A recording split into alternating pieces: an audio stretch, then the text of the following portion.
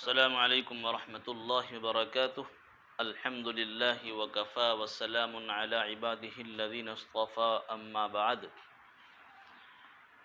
ناظرین محترم، ایک بار پھر آپ کی خدمت میں حاضر ہیں۔ کل عید الفطر ہے۔ ہمارے کاشف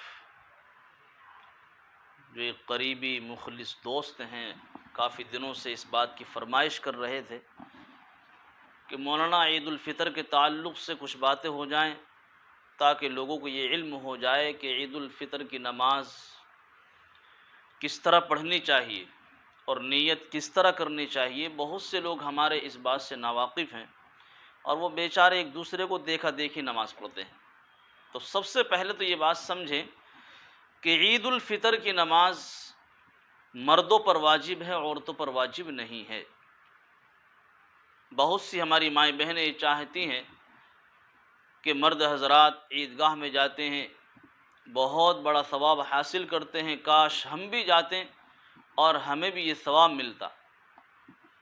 تو ان ماؤں بہنوں سے میرا یہ پیغام ہے، یہ فرمائش ہے کہ وہ مائیں بہنیں بالکل مایوس نہ ہو، پریشان نہ ہو، بلکہ وہ گھروں میں رہ کر کے اپنے شوہروں کے کپڑے تیار کریں، گھر کی صفائی کریں، بچوں کے کپڑے صاف کریں۔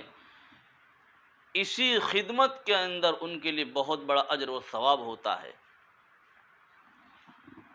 لیکن دل کے اندر بالکل بھی یہ بات نہ رکھیں کہ ہم عیدگاہ جاتے تو ہمیں ثواب ملتا، بلکہ گھر کی صفائی ستھرائی اور شوہر بچوں کے کپڑے صاف کرنے کے لیے اس میں وقت جو صرف ہوتا ہے اس میں بھی ماؤں بہنوں کو بہت بڑا اجر اور ثواب ملتا ہے۔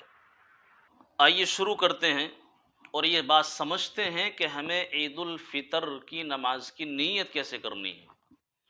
تو سب سے پہلے یہ سمجھیں کہ نیت نام ہے دل کے ارادے کا، جس کے لیے صرف اتنا ارادہ اور استحضار کر لینا کافی ہے کہ میں قبلے کی طرف رخ کر کے امام صاحب کی اقتداء میں نماز عید الفطر ادا کر رہا ہوں۔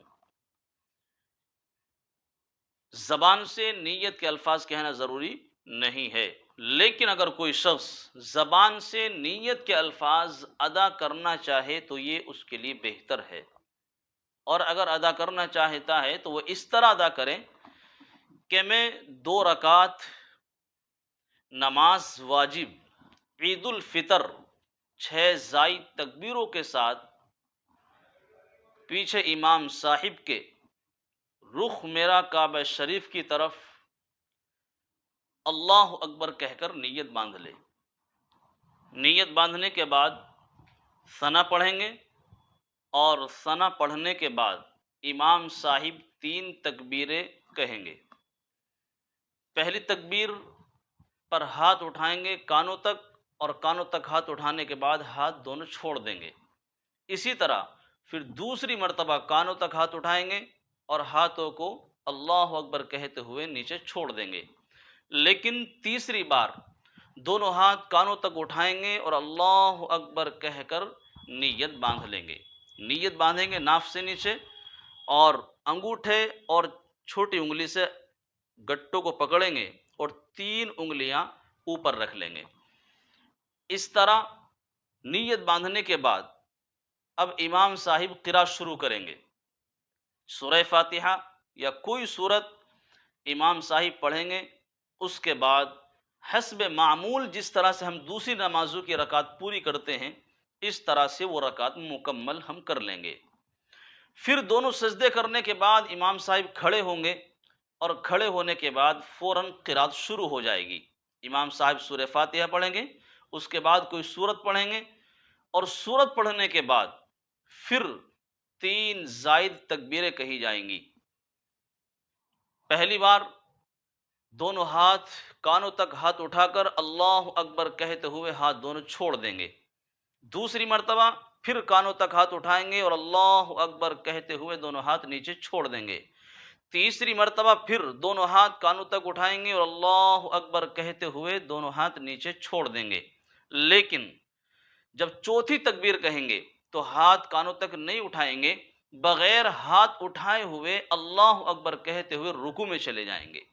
بس اسی طرح سے اس رکعت کو بھی پوری کریں گے جس طرح دوسری نمازوں کے اندر ہم رکعت کو پوری کرتے ہیں۔ دونوں سجدے کرنے کے بعد بیٹھ جائیں گے، اس کے بعد درود شریف وغیرہ پڑھ کر سلام پھیریں گے۔ سلام پھیرنے کے بعد دعا ہوگی اور دعا کے بعد خطبہ پڑھا جائے گا، اس میں سب حاضرین موجود رہیں اور خطبہ توجہ کے ساتھ سنیں۔ السلام علیکم ورحمۃ اللہ وبرکاتہ۔